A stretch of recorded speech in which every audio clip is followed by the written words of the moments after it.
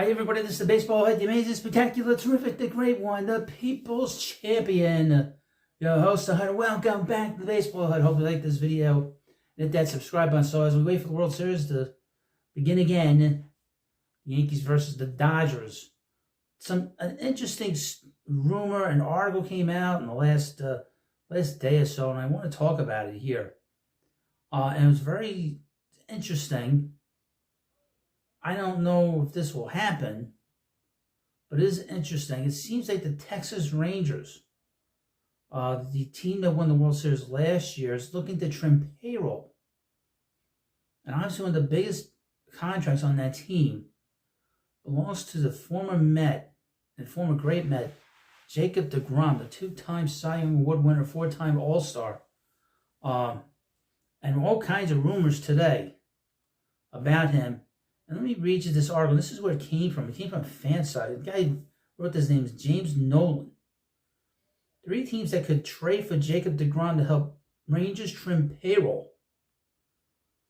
Now, this is a very unusual story. So, I wasn't really expecting to be doing a video on deGrom. Texas Rangers surprised many by going on a historic run in the 2023 MLB postseason in the World Series. In their encore season, they went just 78-84. After a rough 2024, rumors from the Dallas Morning News suggest Chris Young is looking to shed payroll. According to SportTrack, Texas currently has a payroll of over $170 million in 2025.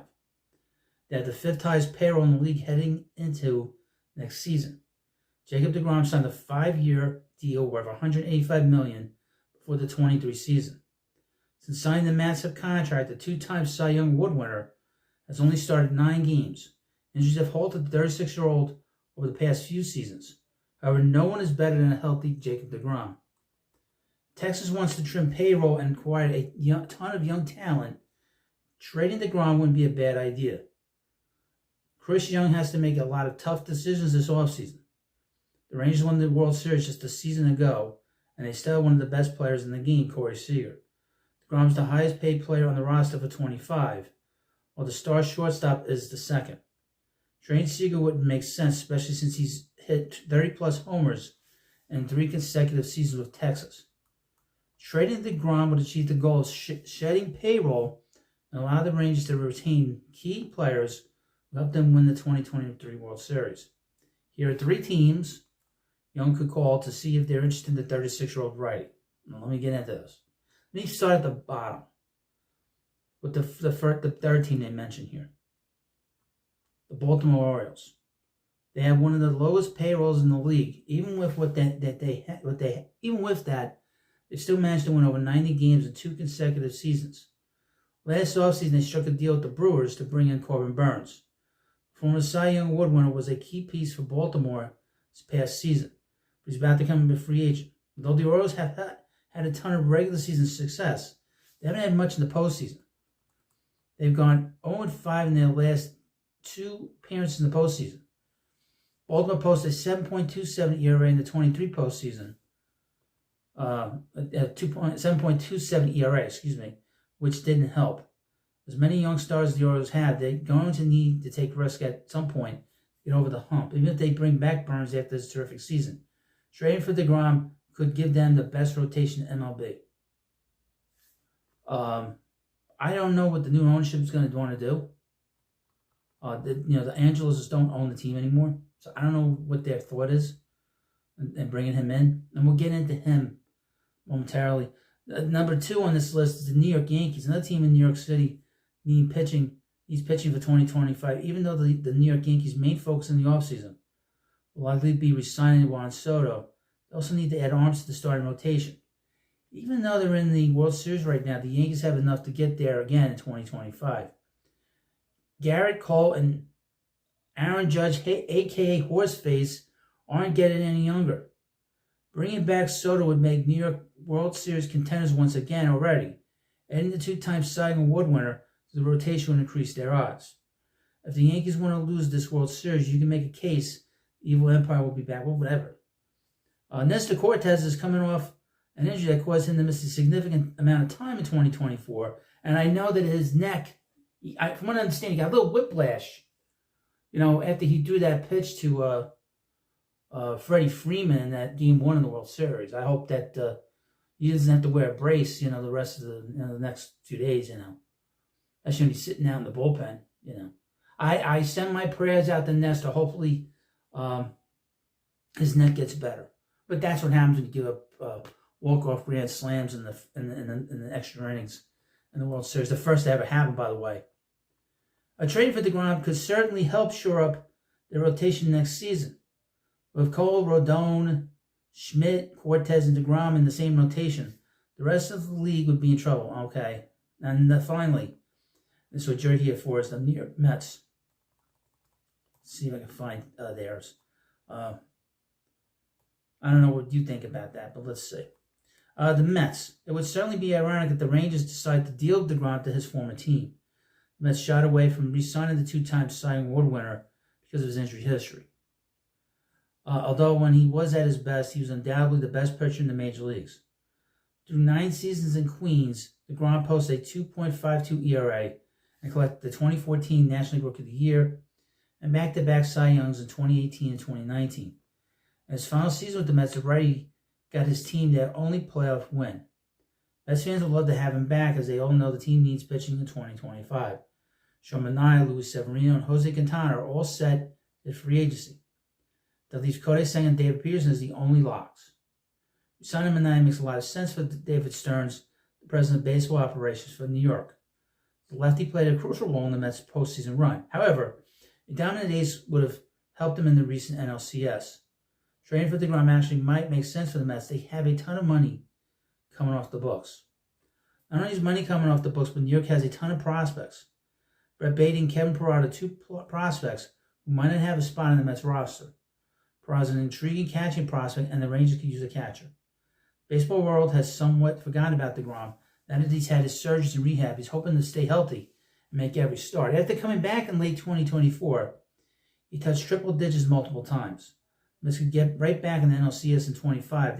They shocked the baseball world by trading for deGrom. Now, here's the thing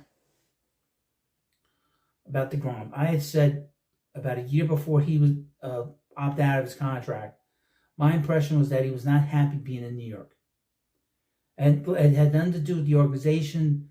I don't think he was really digging living in New York anymore during the season. I think he wanted to be closer to home, because he lives in Florida.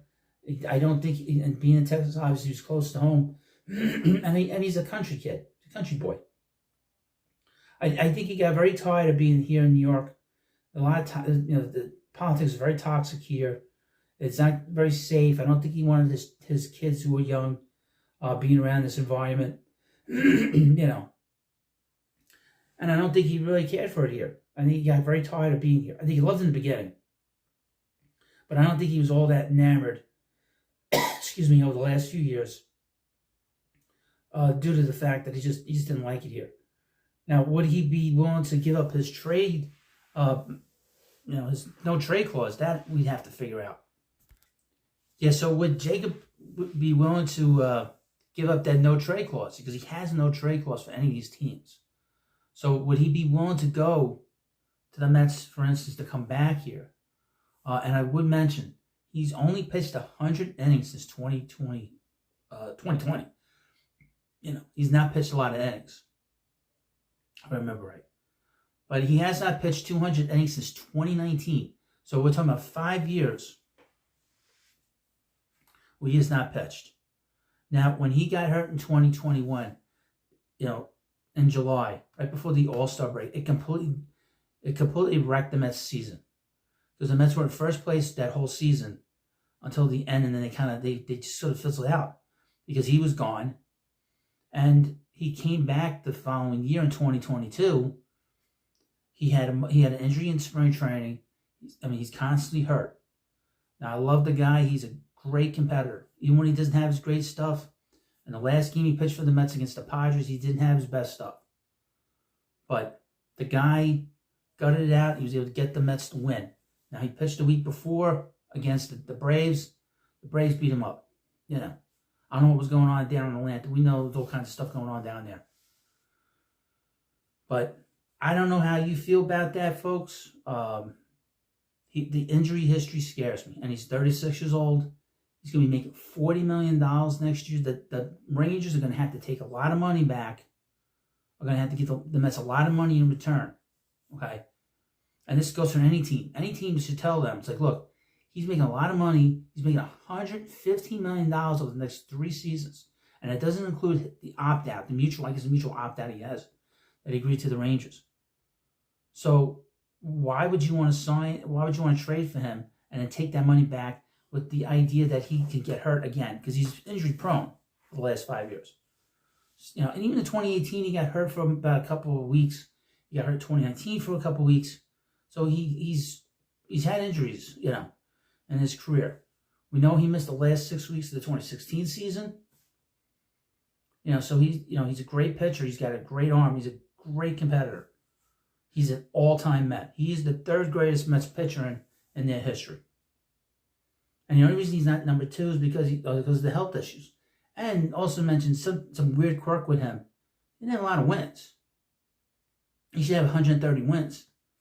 But he only has 80-something wins, which is very low for a guy who could be potentially a Hall of Famer. And he's still throwing hard, but can he maintain that? The arm seems, now he's had another surgery with the Tommy John, but can he maintain that? I don't know. I'm being honest with you folks. You let me know what you think about that in the comment section. And the Mets have a lot of needs. Why spend put all that money in all your eggs in one basket? I don't know if I want to do that. They showed you last year they spread the money out.